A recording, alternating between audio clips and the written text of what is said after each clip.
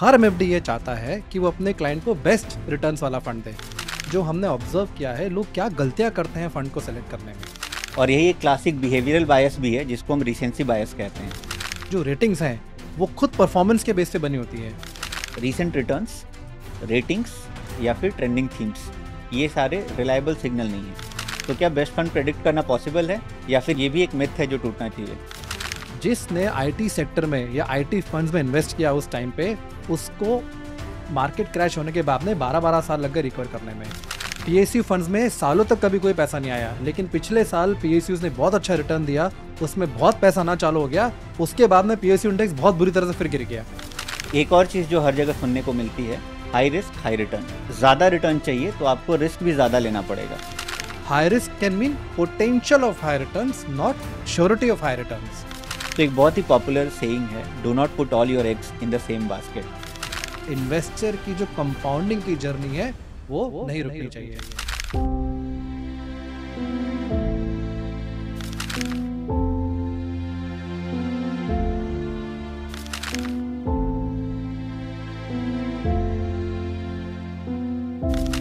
नमस्कार, स्वागत है आपका एसेट प्लस के podcast success road map for MFDs के नए एपिसोड में। इस पॉडकास्ट के ज़रिए हम कोशिश कर रहे हैं एक रोड मैप बनाने का म्यूचुअल फंड डिस्ट्रीब्यूटर्स के लिए, जिससे कि उनको बिजनेस ग्रो करने में और सक्सेस अचीव करने में हेल्प मिल सके। आज के एपिसोड का टॉपिक है एक ऐसा सवाल जो कि हर एक नए एमएफडी के दिमाग में होता है। वो है कि अपने क्लाइंट के लिए सही फंड कैसे सेलेक्ट करें, राइट? क्या लास्ट ईयर के परफॉर्मेंस को देखें या रेटिंग्स को देखें या फिर जो ट्रेंडिंग थीम्स है उसी को पिक कर लें? तो इस कंफ्यूजन का हम आज एक प्रैक्टिकल और लॉन्ग टर्म व्यू समझेंगे अपने एक्सपर्ट आशीष के। तो सबसे पहले समझते हैं, किसी भी एमएफडी के लिए फंड सिलेक्शन इतना इंपॉर्टेंट क्यों होता है? जहां तक फंड चूज करने का सवाल है, ये एक एमएफडी का बहुत ही कोर काम होता है। इससे कस्टमर के रिटर्न पे ही नहीं, एमएफडी के बिजनेस पे भी काफी फर्क पड़ता है लॉन्ग टर्म में। अब आप देखिए, जो फंड परफॉर्मेंस है वो काफी डायनेमिक होती है, तो ये एक चैलेंज क्रिएट हो जाता है कि एमएफडी के लिए, क्योंकि हर एमएफडी ये चाहता है कि वो अपने क्लाइंट को बेस्ट रिटर्न्स वाला फंड दे। इन चीज़ों की वजह से जो फंड सिलेक्शन है या जो फंड चूज़ करने का जो लोगों का सवाल है, ये बार-बार लोग हमसे आके इस बारे में बात करते हैं, पूछते हैं। तो अपने क्लाइंट के लिए फंड कैसे चूज करना चाहिए? कैसे चूज़ करना चाहिए, ये थोड़ा देर में बात करेंगे। पहले मैं ये बताना चाहता हूँ आपको कि जो हमने ऑब्ज़र्व किया है, लोग क्या गलतियाँ करते हैं फंड को सेलेक्ट करने में। सबसे पहली गलती जो लोग करते हैं, वो है रीसेंट परफॉर्मेंस के बेस पे फंड सेलेक्ट करना। पिछले 1 साल में क्या परफॉर्मेंस आई है, पिछले 2 साल में क्या परफॉर्मेंस आई है, ये देख के फंड फंड सेलेक्ट करना is not a right strategy. क्योंकि आपने भी देखा होगा, फंड का परफॉर्मेंस चेंज होता रहता है। जो फंड आज नंबर 1 पर है, ऐसा बिल्कुल भी ज़रूरी नहीं है कि वो अगले साल भी नंबर 1 पे ही रहेगा। तो ये एक बहुत बड़ी गलती है जो लोग करते हैं फंड सिलेक्शन करने में। बिल्कुल। और यही एक क्लासिक बिहेवियरल बायस भी है जिसको हम रिसेंसी बायस कहते हैं। हुँ। इसमें लोग टॉप परफॉर्मिंग फंड्स देख के उसको सेलेक्ट करते हैं, सोचते हैं कि ये परफॉर्मेंस आगे भी कंटिन्यू रहेगा, बट ऐसा बिल्कुल ज़रूरी नहीं है। इसलिए म्यूचुअल फंड में एक डिस्क्लेमर भी दिया गया है जिसमें बोलते हैं, past performance is not a guarantee of future returns. बिल्कुल सही बात है। और अब हम आते हैं दूसरी गलती पे। लोग अक्सर क्या करते हैं, जो रेटिंग्स आती हैं, आपने भी काफ़ी देखा होगा, काफ़ी पॉपुलर कंपनीज़ हैं जो इंटरनेट पे रेटिंग्स देती है अपना फंड का, ये देख के लोग इन्वेस्ट करने चले जाते हैं। वो ये रियलाइज़ नहीं करते हैं कि जो रेटिंग्स हैं, वो खुद परफॉर्मेंस के बेस पे बनी होती हैं। जैसा कि हमने थोड़ी देर पहले समझा था कि परफॉर्मेंस चेंज होती रहती है, और उस परफॉर्मेंस चेंज होने की वजह से रेटिंग भी चेंज होती रहती है। तो इसलिए रेटिंग के पीछे जाने का कोई फ़ायदा नहीं होता है। इनफैक्ट जो इंडिया की सबसे पॉपुलर रेटिंग एजेंसी है, उनका खुद का एक डिस्क्लेमर है, जिसमें वो ये बोलते हैं, fund rating are evaluation of past, not a prediction of future. जब वो खुद अपनी रेटिंग को प्रेडिक्शन ऑफ फ्यूचर नहीं मान रहे हैं, तो हम उसको as a prediction of future ले रहे हैं, ये हमारी एक गलती है। एग्जैक्टली। और यही चीज़ लोगों को समझनी पड़ेगी कि अगर हम रेटिंग देख कर फंड सेलेक्ट करेंगे तो बहुत सारे ऐसे इंपॉर्टेंट फैक्टर्स होते हैं जो कि क्लाइंट के रिक्वायरमेंट के हिसाब से, उनके रिस्क एपेटाइट के हिसाब से बहुत सारी चीज़ें होती हैं जो कि इग्नोर हो जाती हैं। Absolutely, absolutely. तीसरी जो गलती लोग करते हैं अक्सर, वो है हॉट सेक्टर या हॉट थीम के पीछे इन्वेस्ट करना। अब इसके लिए मैं आपको थोड़ा पीछे लेके चलता हूँ। 2000-2002 में आईटी सेक्टर में काफ़ी ज़्यादा इन्वेस्टमेंट आ रहा था। जिसने आईटी सेक्टर में या आईटी फंड्स में इन्वेस्ट किया उस टाइम पे, उसको मार्केट क्रैश होने के बाद में 12-12 साल लग गए रिकवर करने में। 2008 में आपने देखा होगा, जो इंफ्रास्ट्रक्चर थीम्स हैं, वो बहुत ज़्यादा पॉपुलर हो रखी थी। किसी ने भी उस टाइम पे उनमें इन्वेस्ट किया तो उसको 14 साल लग गए पैसा रिकवर करने में। तो हमको ये समझना पड़ेगा कि ये जो हॉट सेक्टर और ये जो हॉट थीम्स होते हैं, केवल उनका नियर टर्म रिटर्न देख के, केवल उनके बारे में जो नॉइज़ चल रही है, वो देख के हम उसमें यदि इन्वेस्ट कर लेते हैं, तो कई बार हमको बहुत लंबे समय तक उसमें रिटर्न भी नहीं मिलता है। रिटर्न तो छोड़िए दूर की बात है, हमको कई बार उसमें लंबे टाइम तक लॉस झेलना पड़ता है। अभी रिसेंटली डिफेंस और पीएसयू में भी ऐसा ही कुछ हुआ था। एग्ज़ैक्टली। अभी आपने जैसे आपने पीएसयू और डिफेंस की बात करी, पीएसयू फंड्स में सालों तक कभी कोई पैसा नहीं आया, लेकिन पिछले साल पीएसयूज़ ने बहुत अच्छा रिटर्न दिया, उसमें बहुत पैसा आना चालू हो गया, उसके बाद में पीएसयू इंडेक्स बहुत बुरी तरह से फिर गिर गया। और वो जिन लोगों ने पीक में लगाया, उनका पैसा भी बहुत ही लॉस में पड़ा हुआ है। सेम डिफेंस के साथ में हुआ। वो तो डिफेंस के साथ में बीच में कुछ 1-2 इवेंट्स हो गए थे कि वो नीचे गिर के वापस थोड़ा रिकवर कर गया। लेकिन ये लोगों ने इमेजिन नहीं किया था। सेक्टर फंड्स में, थीमेटिक फंड्स में कई बार एक्सट्रीम वोलेटिलिटी आती है, जो इन्वेस्टर्स उसको झेल नहीं पाते हैं। वो रिटर्न देखकर आ जाते हैं और वोलेटिलिटी देख के बाद में निकल जाते हैं। तो हमने ये समझ लिया कि रीसेंट रिटर्न्स, रेटिंग्स या फिर ट्रेंडिंग थीम्स, ये सारे रिलायबल सिग्नल नहीं हैं। तो फिर नेचुरली सवाल ये आता है कि अपने क्लाइंट्स के लिए बेस्ट फंड कैसे सेलेक्ट करें? क्योंकि हर क्लाइंट का रिक्वायरमेंट होता है कि मुझे कोई ऐसा फंड बता दो जो 1-2 साल में अच्छा रिटर्न दे दे। तो क्या बेस्ट फंड प्रेडिक्ट करना पॉसिबल है या फिर ये भी एक मिथ है जो टूटना चाहिए? ये बिल्कुल भी पॉसिबल नहीं है कि हम कोई प्रेडिक्ट कर सके कौन सा फंड का परफॉर्मेंस बेस्ट रहेगा।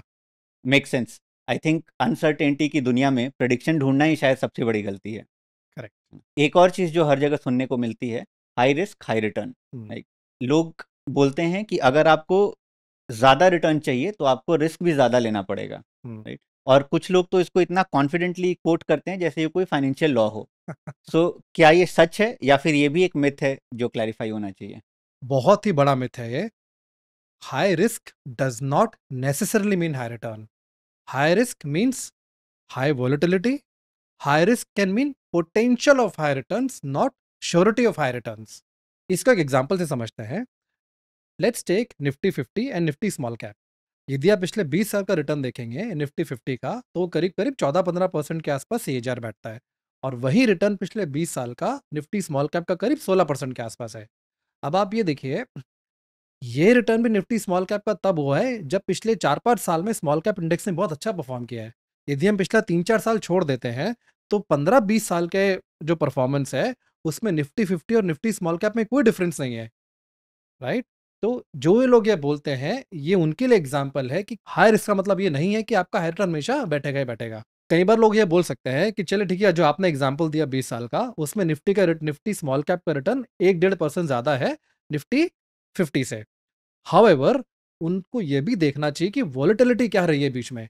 अब इसमें हम 2008 का टाइम पीरियड ले लेते हैं। 2008 में जब मार्केट गिरा था, तो निफ्टी 50 करीब 65% गिरा था और 2 साल में रिकवर कर गया था। वहीं पे निफ्टी स्मॉल कैप करीब-करीब 80-85% के आसपास गिरा था और उसको रिकवर करने में 5 साल लग गए थे। क्या होता है, जो भी लोग हाई रिटर्न देख के किसी प्लॉट में इन्वेस्ट करते हैं और ये वो बोल देते हैं कि हम हाई रिस्क ले सकते हैं, जब भी वॉलेटिलिटी आती है, खास करके जब इतनी हाई वॉलेटिलिटी आती है, तो वो फंड में से या उस इन्वेस्टमेंट में से निकल जाते हैं। इसीलिए इम्पोर्टेंट बात ये नहीं है कि हम हाई रिस्क ले रहे हैं, इम्पोर्टेंट बात ये है कि हमको राइट रिस्क लेना है।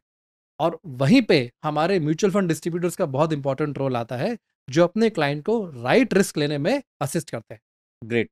तो अब हमने समझ लिया कि फंड सिलेक्शन में क्या गलती नहीं करनी चाहिए, राइट? करेक्ट। तो अब आते हैं फंड सिलेक्शन प्रोसेस के ऊपर।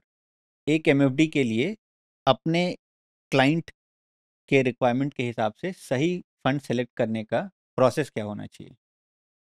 ये एक 3 स्टेप प्रोसेस है मयंक। सबसे पहला, एसेट एलोकेशन। क्लाइंट का गोल्स क्या है, क्लाइंट का रिस्क एपेटाइट क्या है, क्लाइंट का इन्वेस्टमेंट होराइजन क्या है, ये सारा हमको अच्छे से समझ के क्लाइंट को सजेस्ट करना चाहिए एसेट एलोकेशन। अभी मैं आपसे एक एग्जांपल शेयर करता हूँ, जो एक हमारे म्यूचुअल फंड डिस्ट्रीब्यूटर ने मुझे बताया था। उन्होंने क्लाइंट के बारे में बताया, जिसको उन्होंने एक 5,000 की एसआईपी कराई एक मिड कैप फंड में। उसका करीब 15 साल या 20 साल का होराइजन था उसके लिए। और उसी इन्वेस्टर को उन्होंने एक लमसम इन्वेस्टमेंट कराया बैलेंस एडवांटेज फंड में। तो मैंने उनसे पूछा कि आपने एक ही इन्वेस्टर को ये दोनों बिल्कुल डिफरेंट प्रोडक्ट कैसे सजेस्ट किए? जो उन्होंने मुझे लॉजिक समझा, मुझे बहुत पसंद आया लॉजिक वो। उन्होंने मुझे क्या बोला, देखिए, ये 35 साल का करीब इन्वेस्टर थे वो।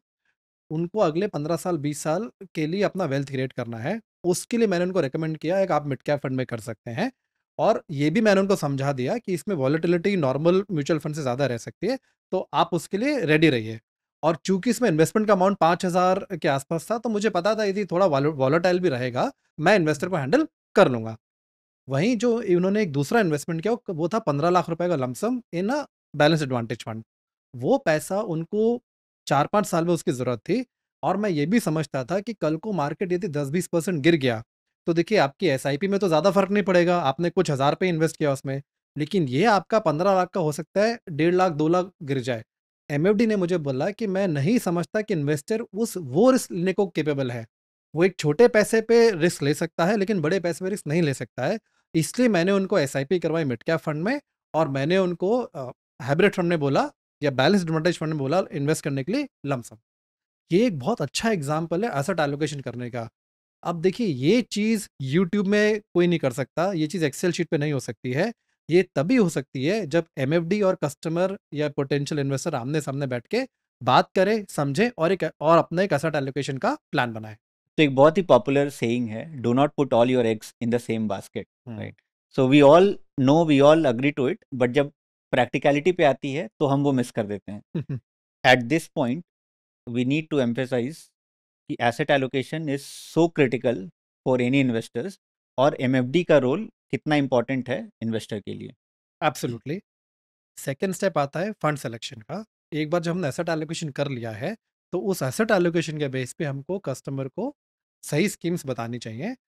जो हमने शुरुआत में बात करी थी गलतियाँ नहीं करनी चाहिए स्कीम सिलेक्शन करने में, वो हमको अवॉइड करनी है। उसके अलावा जो भी डाइवर्सिफाइड फंड्स हैं, जिनका अच्छा कंसिस्टेंट परफॉर्मेंस है, वो हम अपने इन्वेस्टर को रिकमेंड कर सकते हैं। सो इसको हमारे एसेट प्लस पार्टनर के लिए सिंप्लीफाई करने के लिए हमने एसेट एलोकेशन फ्रेमवर्क बनाया है, राइट? जिससे उनको मदद मिलती है क्लाइंट का सही एसेट एलोकेशन करने के लिए। और कौन सा फंड देना है, इसके लिए भी हमने रिकमेंडेड फंड का लिस्ट बनाया है, जो हम क्वार्टरली रिवाइज करते हैं, ताकि वो अपने क्लाइंट को रिसर्च बैक्ड फंड रिकमेंड कर सकें। Yes. And now let's talk about the step number 3।